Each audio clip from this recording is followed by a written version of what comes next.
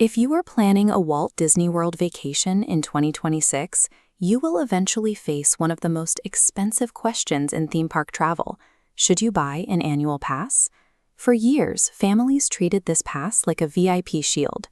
You paid a large sum up front to insulate yourself from daily ticket price hikes, surprise add-ons, and seasonal surge pricing. That dynamic has vanished. The 2026 annual pass serves as a high-cost base entry ticket that gets you through the front gate, and nothing more. Handing over thousands of dollars in capital up front no longer protects your family from unpredictable, out-of-pocket spending once you are inside the park.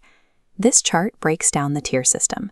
Disney offers 4 levels: Incredi-Pass, Sorcerer, Pirate, and Pixie Dust. But your options depend on your zip code. The 3 cheaper tiers are strictly restricted to Florida residents and Vacation Club members. If your family lives out of state, your minimum buy-in is locked at the top tier Incredi-Pass, currently priced at $1,629 per person. Even the locals qualifying for lower prices face significant hurdles. They lose access during almost all weekends, federal holidays, and the entire spring break season. The pass is a highly targeted product. Your home location dictates whether this acts as a realistic budget option or a massive financial barrier. To determine if that barrier is worth crossing, we have to isolate the math and answer one question: how many days do you actually need in the parks to break even? Depending on the season, a standard single-day, single-park ticket in 2026 costs between $109 and $189.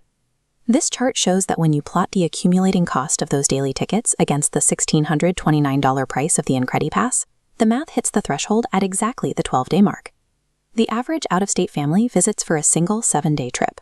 That leaves a 5-day gap where the pass represents a significant net loss. Many buyers fall into a trap of planning a second, unnecessary trip later in the year just to justify the pass. You end up spending thousands more on flights and hotels to save a few $100s on admission. Purchasing the pass for fewer than 12 days of use is mathematically identical to giving the Walt Disney Company a zero-interest loan for vacation days you will never use. Even if you hit that 12-day mark, the pass lacks the biggest perk legacy pass holders used to enjoy. Premium ride access is completely excluded. Bypassing the longest lines requires purchasing Lightning Lane Multipass, which costs roughly $20 to $35 per person per day. When you add that requirement to a 7-day trip, a single Incredi-Pass at $1,629 plus a conservative $20 daily fee for a family of 4 brings your real out-of-pocket cost to over $2,189. The alternative is spending 2 to 3 hours of your vacation standing in crowded, physical standby lines for major attractions. Paying the highest possible price tag up front no longer guarantees a seamless experience once you step inside the gates. There's one final operational hurdle that limits the value of the pass: the park reservation system.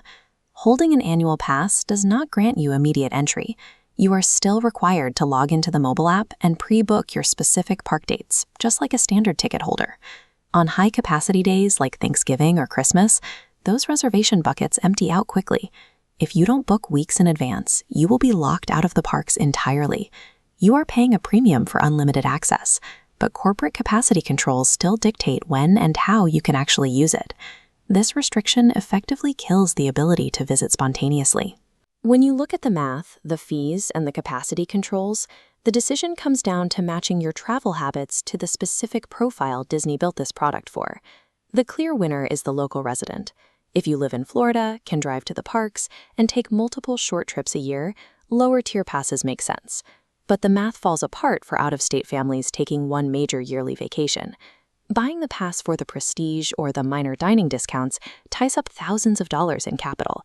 That budget is far better spent upgrading your resort or securing premium dining reservations. The 2026 annual pass operates as a highly specialized financial tool built for a narrow local demographic. For the out-of-state family, the smartest move is to stick to standard multi-day ticket packages. Standard packages cap your base entry costs much lower, and unlike annual passes, they make your family eligible for Disney's seasonal room and ticket promotions. You sacrifice the hypothetical idea of a return trip, but you retain thousands of dollars in immediate budget flexibility right now. To calculate these exact trade-offs for your own family size and travel dates, you can use our Disney Budget Master Workbook. It allows you to run your own numbers before you book a single thing. You can find it for $27 at mydisneybrain.com. An informed planner always wins. Take the time to run the numbers, and you will keep control over your budget and your vacation.